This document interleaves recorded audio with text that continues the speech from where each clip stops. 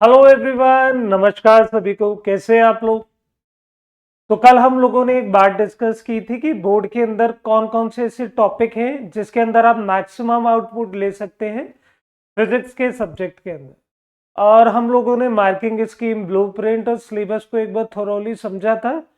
और मैंने आपसे कल एक वादा भी किया था कि आज 2 जनवरी से हम लोग आपके लिए कोई सीरीज स्टार्ट करेंगे, कोई सैंपल पेपर। तो मुझे समझ आया कि यार कॉम्पिटेंसी क्वेश्चन या केस स्टडी बेस्ड क्वेश्चन जो कि बच्चे लैग बिहाइंड हो रहे हैं उसकी नॉलेज में, रीजन क्या है?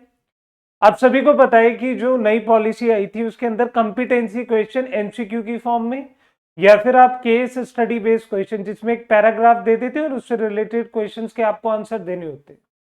अभी रोट मेमोराइजेशन नहीं है, मतलब आप यहाँ रट्टाफिकेशन नहीं कर सकते। आपको बेस आना चाहिए, आपको क्लियर कट कंसेप्ट आना चाहिए।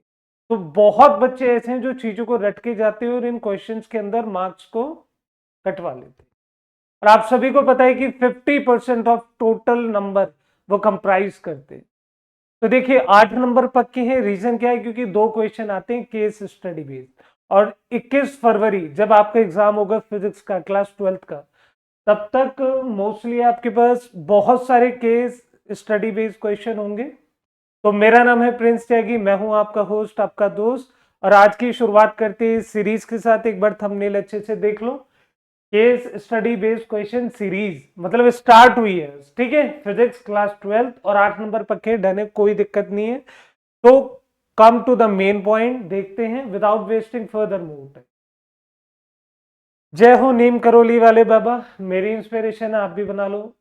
तो आज हमने फर्स्ट चैप्टर का उठा लिया है। कौन सा है? यूनिट कौन सा है? इलेक्ट्रोस्टैटिक्स। क्लियर है?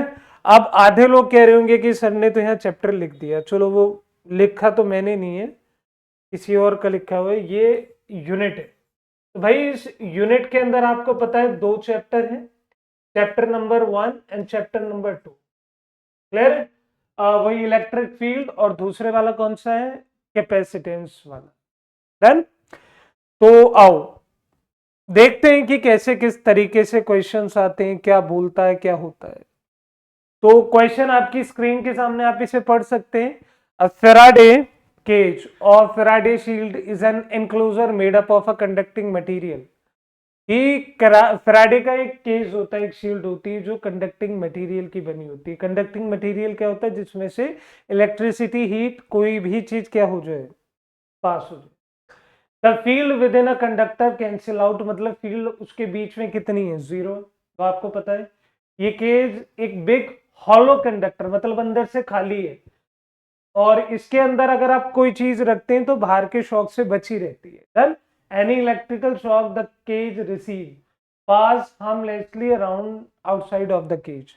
मतलब कोई एक केज टाइप स्ट्रक्चर है, अंदर से हॉलो है, उसमें कोई चीज रख दोगे तो सपोज करो उसके ऊपर आपने कोई इलेक्ट्रिक फील्ड लगा दी, तो अंदर कोई शॉक ही नहीं जाने का, क्योंकि इलेक्ट्रिक फील्ड अंदर की तरफ 0 है। डन। इतनी बात समझ आ गई? अब आपको सब कुछ आता है। आपको इलेक्ट्रिक फील्ड आती है, आपको फोर्स आती है, आपको चार्ज आता है। आपने होलो कंडक्टिंग स्फीयर पढ़े, सॉलिड कंडक्टिंग स्फीयर पढ़े, नॉन कंडक्टिंग पढ़े, सॉलिड पढ़े और होलो, हर तरह की चीज पढ़ रखी। इलेक्ट्रिक फील्ड कितनी, पोटेंशियल कितनी। अब आपको ना दिमाग अपना एक एक पॉइंट पे लगाना है, ज्यादा कुछ नहीं। आप इसे पॉज करके भी पढ़ सकते हैं, मुझे इससे कोई प्रॉब्लम नहीं। पहला क्वेश्चन आपकी स्क्रीन के ऊपर बहुत सिंपल है। आपसे बोला है which of the following material can be used to make a Faraday cage. ये फैराडे केज के बारे में आप लोगों को बता दिया है और आपसे सिंपल सी बात पूछी हुई, किस चीज से बना होता है। अच्छा यार ध्यान से देखो ना, पहली ही लाइन है, is an enclosure made of a conducting material. जो मटेरियल कंडक्ट करे, भाई प्लास्टिक हो गया, ग्लास हो गया, कॉपर हो गया, वुड हो गया, इसमें सबसे ज्यादा कंडक्टिंग सुना कब है? भाई ये तो 9th-10th में पढ़ लिया था तुमने। कौन सी चीज सबसे ज्यादा कंडक्टिंग होती है? वो होती है कॉपर। ज्यादा टाइम नहीं लेंगे, मैं कह रहा हूं आज पहला दिन है, आज हम एक केस स्टडी कर लेंगे। जब आप थोड़े कंफर्टेबल हो जाओगे, कॉम्पिटेंस हो जाओगे मेरे साथ, हम कल 2 करेंगे, शायद तीसरे दिन 3 कर लें। ऐसे होते होते आप कंफर्टेबल होते जाए। और कंफर्टेबल होने का मतलब है आपको मेरी बात समझ आ रही हो, बस। देखिए अगला क्वेश्चन क्या है। Example of a real world Faraday cage. कि फेराडे केज कोई हाइपोथेटिकल कंसेप्ट है इनके थ्रू, लेकिन ये रियल वर्ल्ड में भी क्या करता है, एग्जिस्ट करता है। सपोज करो आप अपनी कार में बैठे हो, मैं आपसे एक सवाल करता हूं, आप अपनी कार में बैठे हो, कार में बैठने पे आप लोगों ने एक चीज देखी कि बाहर की तरफ लाइटनिंग है, स्ट्रॉन्ग है, तो आप क्या करोगे, पेड़ के नीचे जाके खड़े होगे, किसी खंबे के पास जाके खड़े होगे, गाड़ी में बैठे रहोगे। तो जनरली लोग कहते हैं सर टीन की बनी हुई है कार, लोहे के इक्विपमेंट है, हमें तो करंट लग जाएगा, हम तो खत्म हो जाएंगे। ना बेटा, ऐसा कुछ नहीं होता। गाड़ी का जो मटेरियल है, आप सभी को पता है कि जो गाड़ी है उसमें यहाँ रबड़ के टायर, क्लियर, और ये अंदर की तरफ से हॉलो है, तो जितने भी चार्ज आएंगे वो सारे के सारे चार्ज यहाँ डिस्ट्रीब्यूट हो जाएंगे। सपोज करें प्लस चार्ज है, ये सारे के साथ प्लस डिस्ट्रीब्यूट हो गए, और जो एक्स्ट्रा होंगे रबड़ के थ्रू नीचे की तरफ, क्लियर।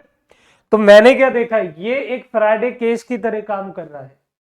कार प्लास्टिक बॉक्स कर ही नहीं सकता, लाइटनिंग रॉड नहीं कर सकती, मेटल रॉड नहीं कर सकती। क्यों? क्योंकि इन सब में चार्ज जो है वो एक्यूमुलेट अंदर की तरफ हो जाएगा। बात समझ आ गई? और अंदर की तरफ एक्यूमुलेट हुआ तो अंदर एक इलेक्ट्रिक फील्ड है। यहां तो इलेक्ट्रिक फील्ड की वैल्यू कितनी हो रही है, 0। डन। और अगर आपको थोड़ा और डिटेल में पढ़ना हो ना, तो याद करो आपने कंडक्टिंग हॉलो स्फीयर पढ़े थे, तो उसमें यही था ना कि सरफेस के ऊपर चार्ज होता है और अंदर कोई इलेक्ट्रिक फील्ड नहीं होती। What is the electrical force inside a Faraday cage when it is struck by lightning? अच्छा यार, अगर ये क्वेश्चन आप लोग नहीं कर पा रहे तो सोच के देखो आपका स्तर कितना गिरा हुआ है। आप सभी को पता है कि जो इलेक्ट्रिक फील्ड का फॉर्मूला है वो सबको आता है यार। मैं ये कह रहा हूं कि फोर्स आपको सबको पता है कि भाई फोर्स क्या होती है। ये लो,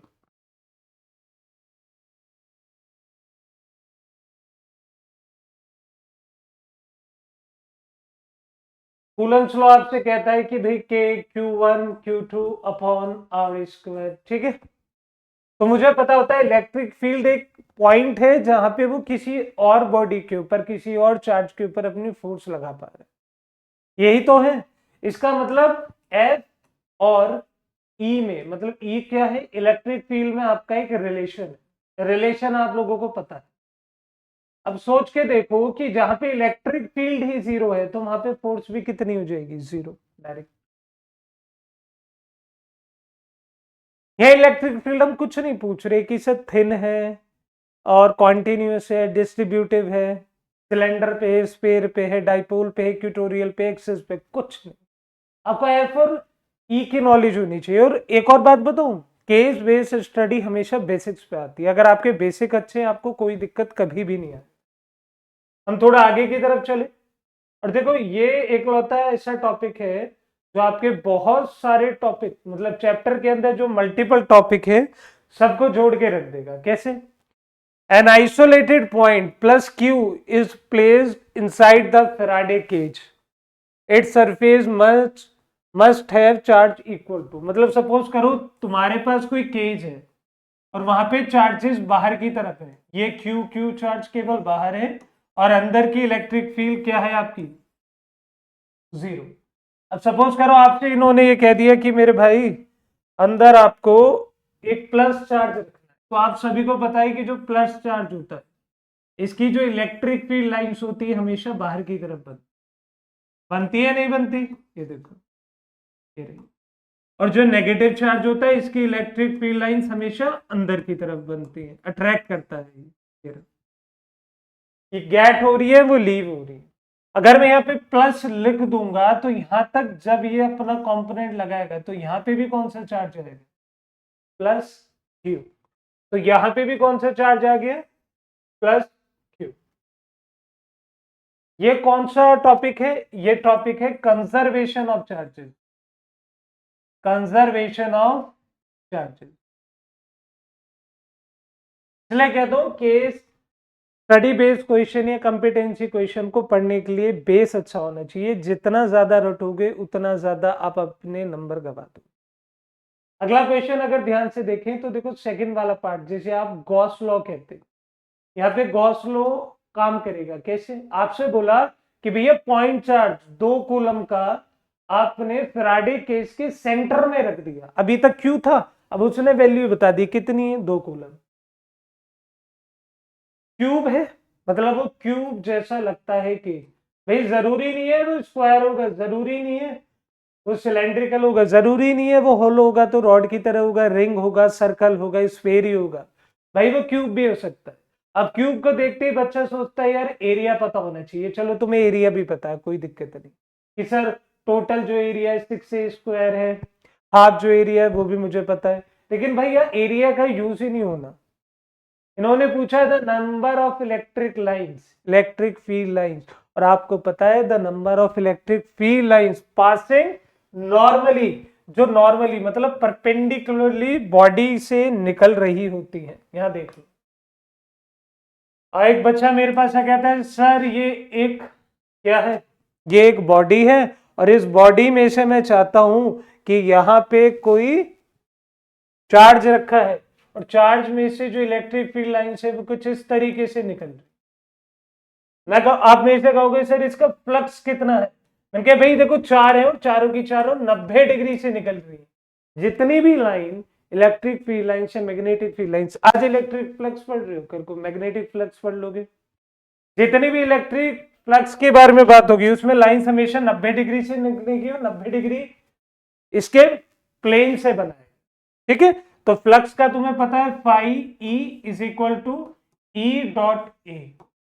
और आपको एक बात और भी पता होगी मेरे लाल, क्या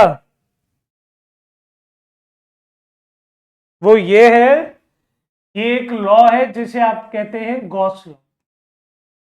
तो भैया गॉस क्या कहता है कि किसी भी उसके एनक्लोज फिगर के अंदर अगर कोई चार्ज रखा है तो वो ये कहते हैं कि उसका फ्लक्स होगा Q not by epsilon not या क्यू। क्लियर है?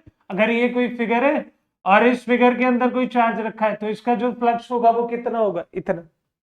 तो अब मुझे अपने क्वेश्चन का आंसर मिल गया, यहाँ पे मेरा आंसर क्या होगा वो आप सभी को पता है।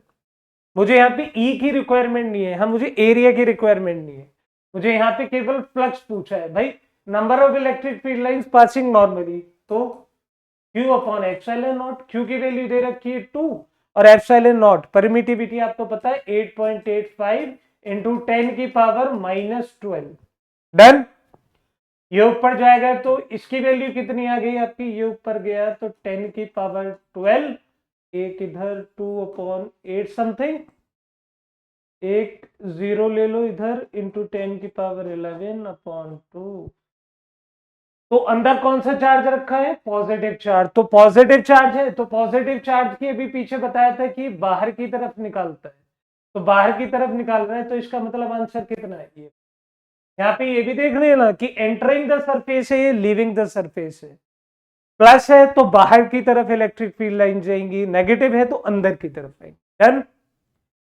तो ये केस स्टडी बेस्ड क्वेश्चन, ये कंपिटेंसी सोर्स बेस्ड क्वेश्चन, इनके बहुत सारे नाम, आपको सब कुछ समझ आ गया। तो कल दोबारा अपडेट रहिएगा इस चैनल पे, चैनल को सब्सक्राइब लाइक शेयर उन नीडी बच्चों के साथ करिएगा जो एक्चुअल में पढ़ना चाहते हैं। यहाँ पे कोई कभी कुछ बिकेगा नहीं, आप सोच रहे हैं ना कि और चैनल की तरह की फ्री दे दिए, हाँ कभी कुछ नहीं बिकेगा, all free till the channel exist. ठीक है, thank you so much, love you all, bye bye, कल मिलते हैं।